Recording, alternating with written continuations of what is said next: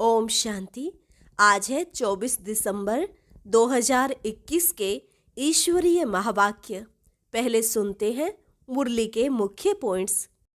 तुम बच्चे समझ गए हो, कलयुग की आयु पूरी हुई, अब सतयुग आएगा।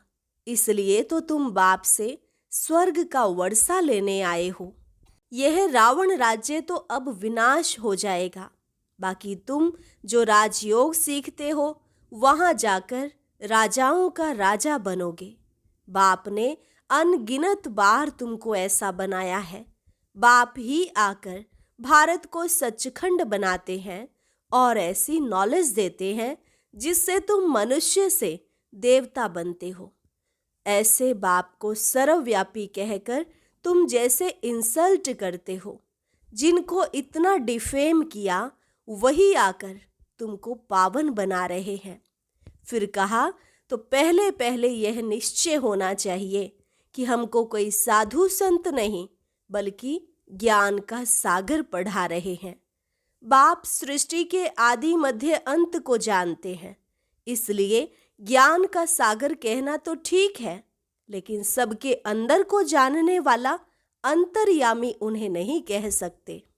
आगे कहा, तुम यहाँ आए हो मनुष्य से देवता बनने, तो बुद्धि में यह स्मृति रहनी चाहिए कि देवताएं कभी अशुद्ध खान पान जैसे बीड़ी आदि नहीं पीते।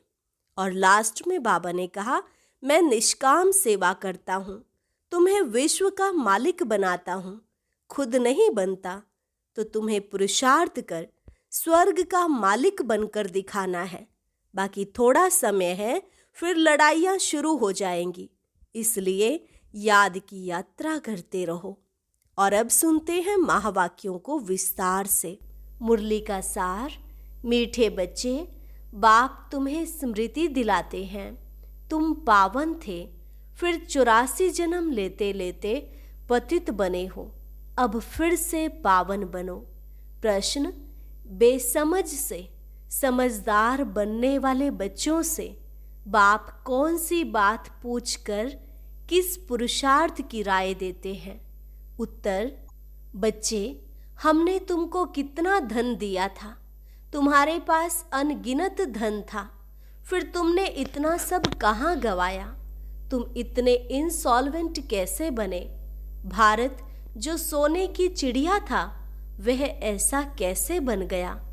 अब बाप राय देते हैं, बच्चे, फिर से पुरुषार्थ कर, राजयोग सीखकर तुम स्वर्ग का मालिक बनो। ओम शांति। बच्चे यहाँ किसको याद करते हैं? अपने बेहद के बाप को। वह कहाँ है? उनको पुकारा जाता है ना, पतित पावन। आजकल सन्यासी भी कहते हैं पतित पावन सीताराम, अर्थात हम पतितों को पावन बनाने वाले आओ। यह तो बच्चे समझते हैं। पावन नई दुनिया सतयुग को, पुरानी पतित दुनिया कलयुग को कहा जाता है। अभी तुम कहाँ बैठे हो?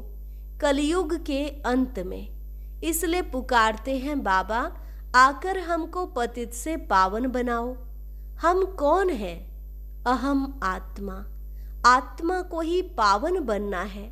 आत्मा पवित्र बनती है तो फिर शरीर भी पवित्र मिलता है। आत्मा पतित है तो शरीर भी पतित है। यह शरीर तो मिट्टी का पुतला है, आत्मा तो अविनाशी है।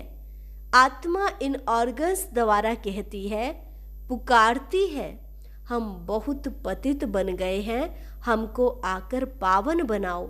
बाप पावन बनाते हैं, 5 विकारों रूपी रावण पतित बनाते हैं। पावन सतयुग को, पतित कलयुग को कहा जाता है।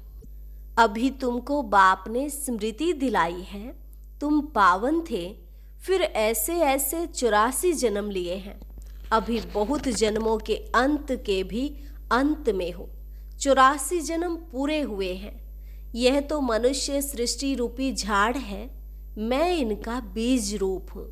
मुझे बुलाते हैं, हे परम पिता परमात्मा, जो गॉड फादर लिबरेटर और गाइड भी है। हर एक अपने लिए कहते हैं, मुझे छुड़ाओ भी और पंडा बनकर शांति धाम ले जाओ। सन्यासी आदि भी कहते हैं स्थायी शांति कैसे मिले।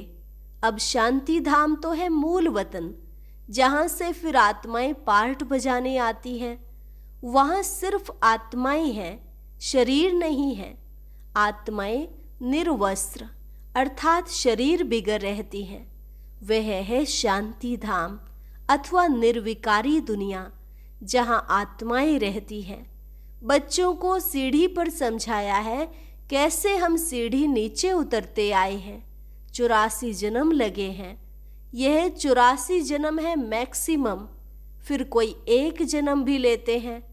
1 से 84 तक हैं। आत्माएं ऊपर से आती ही रहती हैं। अभी बाप कहते हैं मैं आया हूँ पावन बनाने। बच्चे चिट्ठी लिखते हैं तो एड्रेस लिखते हैं शिव बाबा, केयर ऑफ ब्रह्मा बाबा। शिव बाबा है आत्माओं का बाप और ब्रह्मा को कहा जाता है आदि देव, एडम, दादा। दादा में बाप आते हैं, कहते हैं तुमने मुझे बुलाया है, हे पतित पावन आओ। आत्माओं ने इस शरीर द्वारा बुलाया है। मुख्य है तो आत्मा ना। यह है ही दुख धाम। यहाँ देखो तो अचानक बैठे बैठे अकाले मृत्यु भी हो जाती है। छोटे बच्चे भी मर पड़ते हैं। सतयुग में अकाले मृत्यु कभी होती नहीं। यहाँ तो बैठे बैठे मर जाते हैं।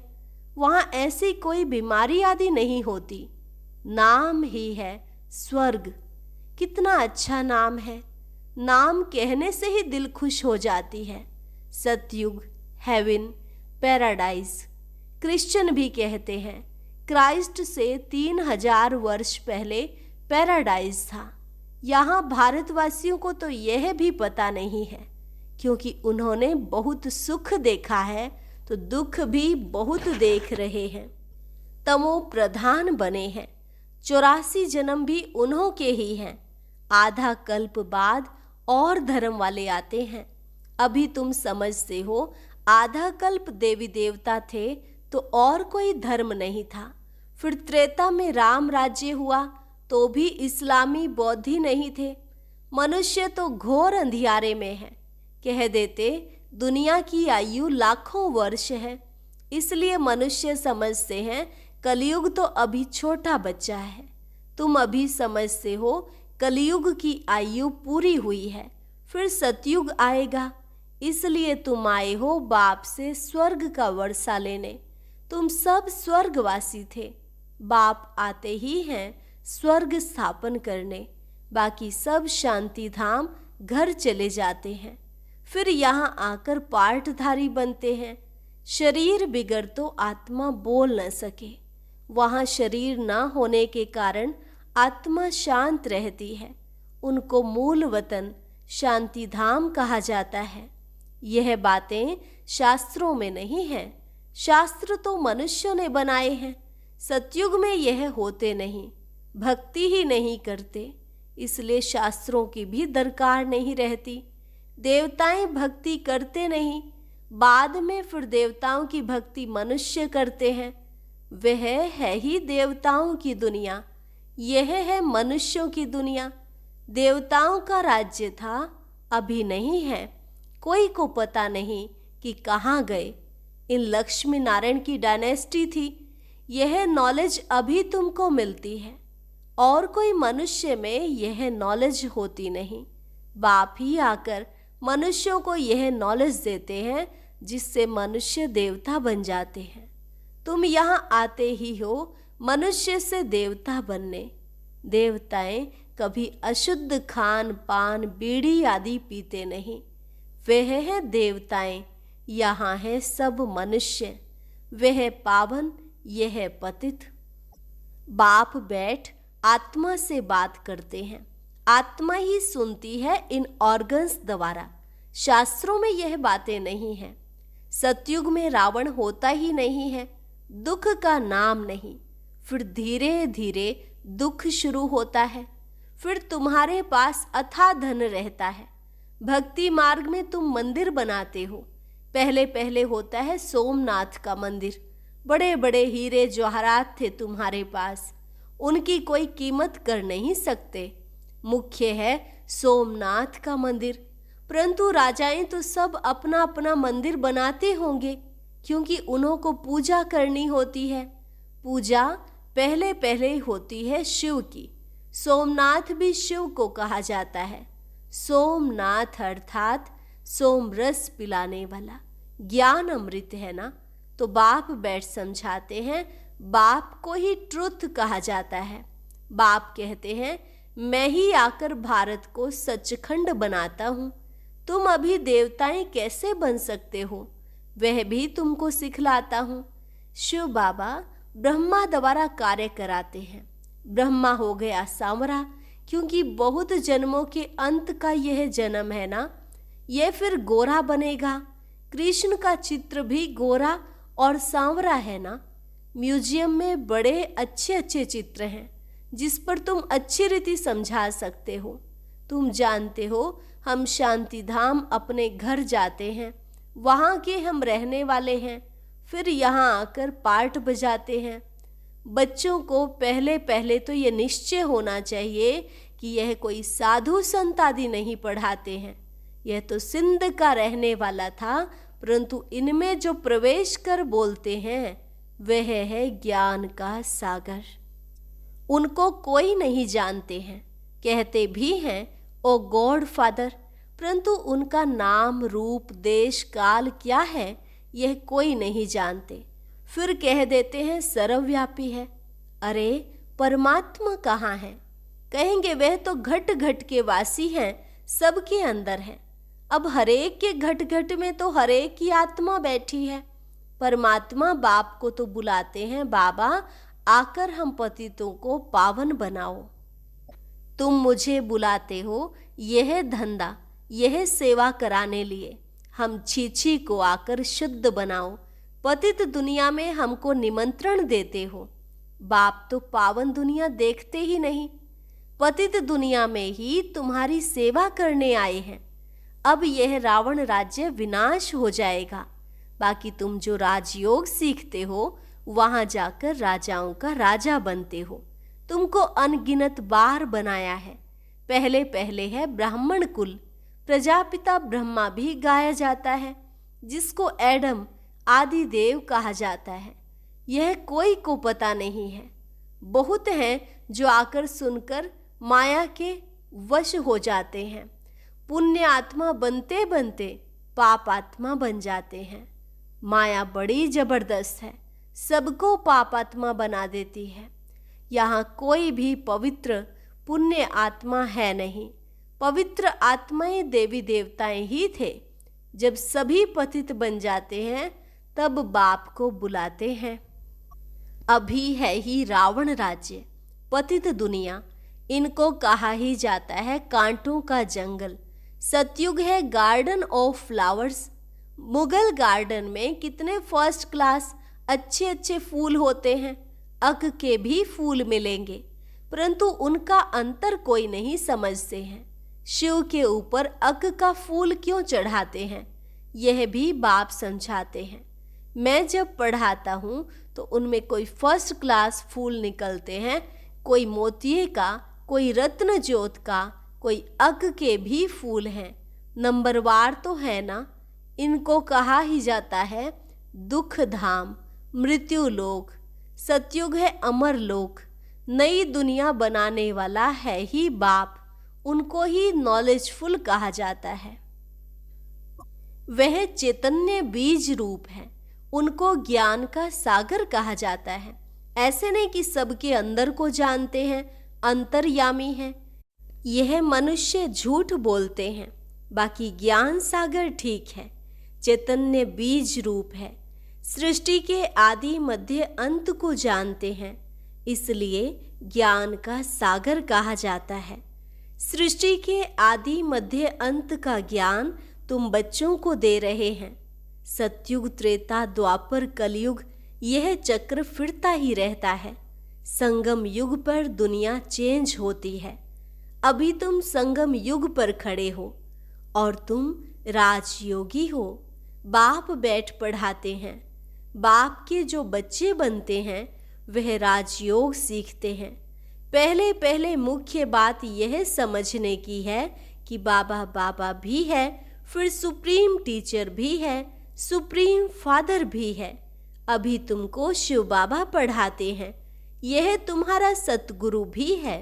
तुम सबको वापस ले जाएंगे, जिसको शिव की बारात कहा जाता है। सब भक्तों को भगवान पढ़ाकर स्वर्गवासी बना देते हैं। यह बातें कोई शास्त्रों में नहीं है। शास्त्र तो इस दादा ने बहुत पढ़े हैं, बाप नहीं पढ़ते हैं। बाप तो खुद सदगति दाता है, उनको तो कोई शास्त्र पढ़ने की दरकार नहीं, करके सिर्फ रेफर करते हैं, सो भी सिर्फ गीता को। सर्वशास्त्रमयी शिरोमणि गीता भगवान ने गाई है, परंतु भगवान किसको कहा जाता है यह भारतवासी नहीं जानते। बाप को सर्वव्यापी कह देते हैं तो यह जैसे डिफेम करते हैं, बाप की इंसल्ट करते हैं, इसलिए पतित बन जाते हैं। फिर पावन कौन बनाए? जिसको इतना डिफेम किया है, बदनाम किया है, वही आकर पावन बनाते हैं। कहते हैं मैं निष्काम सेवा करता हूँ, तुमको विश्व का मालिक बनाता हूँ। मैं नहीं बनता हूँ। स्वर्ग में मुझे याद भी नहीं करते हो। दुख में सिमरन सब करे, सुख में करे ना कोई। इनको दुख का और सुख का खेल कहा जाता है। स्वर्ग में और कोई धर्म होता ही नहीं, वे सब आते ही हैं बाद में। क्रिश्चियन लोग खुद कहते हैं 3000 वर्ष पहले स्वर्ग था और कोई धर्म नहीं था, हम आत्माएं शांति धाम में थी। यह बातें कोई शास्त्रों में नहीं है। बाप इस ज्ञान से सद्गति करते हैं जिसका नाम गीता रखा है। बाप को बुलाते हैं कि आकर यहाँ से स्वर्ग में ले चलो, तो पुरानी दुनिया का विनाश हो जाएगा। नेचुरल कैलेमिटीज, तूफान आएंगे बहुत जोर से। बाप आकर बेसमझ को समझदार बनाते हैं। बाप कहते हैं हमने तुमको कितना धन दिया था, अनगिनत धन था, फिर इतना सब कहाँ गंवाया? बेहद का बाप पूछते हैं कहाँ किया? तुम इतने इंसॉल्वेंट कैसे बन गए? आधा कल्प से धन गंवाते गंवाते तुम इंसॉल्वेंट बन पड़े हो। भारत जो सोने की चिड़िया था सो अब क्या बन गया है? फिर पतित पावन बाप आए हैं, राजयोग सिखा रहे हैं। वह है हठ योग, यह है राजयोग। यह राजयोग तो दोनों के लिए है, वे तो सिर्फ पुरुष ही सीखते हैं। अब बाप कहते हैं पुरुषार्थ कर स्वर्ग का मालिक बनकर दिखाना है। इस पुरानी दुनिया का तो विनाश होना ही है, बाकी थोड़ा समय है। लड़ाइयाँ भी शुरू हो जाएंगी। एटॉमिक बॉम्ब्स शुरू तब करेंगे जब तुम्हारी कर्मातीत अवस्था होगी और तुम स्वर्ग में जाने के लायक बनेंगे। तब तक बनाते रहेंगे। बाप फिर भी बच्चों को कहते हैं याद की यात्रा करते रहो, इसमें ही माया विघ्न डालती है। अच्छा, मीठे मीठे सिक्किलधे बच्चों प्रति माता पिता बाप दादा का याद प्यार और गुड मॉर्निंग। रूहानी बाप की रूहानी बच्चों को नमस्ते। रूहानी बच्चों की रूहानी बाप दादा को नमस्ते नमस्ते, गुड मॉर्निंग। धारणा के लिए मुख्य सार। पहली पॉइंट, देवता बनना है इसलिए खान पान बड़ा शुद्ध रखना है, अशुद्धि को त्याग देना है। दूसरी पॉइंट, फर्स्ट क्लास फूल बनना है, स्वर्ग में जाने के लिए पूरा पूरा लायक बनना है। कर्मातीत अवस्था बनाने के लिए पुरुषार्थ करना है। वरदान, श्रेष्ठ कर्म द्वारा सिमरन योग्य बनने वाले, योग युक्त युक्ति युक्त भव। श्रेष्ठ कर्म द्वारा सिमरन योग्य बनने वाले, योग युक्त युक्ति युक्त भव। आपका एक एक कर्म जितना श्रेष्ठ होगा उतना ही श्रेष्ठ आत्माओं में सिमरण किए जाएंगे। भक्ति में नाम का सिमरन करते हैं, लेकिन यहाँ जो श्रेष्ठ आत्माएं हैं उनके गुणों और कर्मों को मिसाल बनाने के लिए सिमरन करते हैं। तो आप श्रेष्ठ कर्मों के आधार पर सिमरन योग्य बनते जाएंगे। इसके लिए योग युक्त बनो। योग युक्त बनने से हर संकल्प, शब्द व कर्म युक्ति युक्त अवश्य होगा। उनसे अयुक्त कर्म व संकल्प हो ही नहीं सकता। यह भी कनेक्शन है। स्लोगन: निमित्त और निर्माण चित, यही सच्चे सेवाधारी के लक्षण है। निमित्त और निर्माण चित, यही सच्चे सेवाधारी के लक्षण है। अच्छा, ओम शांति। आज की अव्यक्त मुरली जरूर सुने। उसके लिए ऊपर दिए गए बॉक्स को टच करें।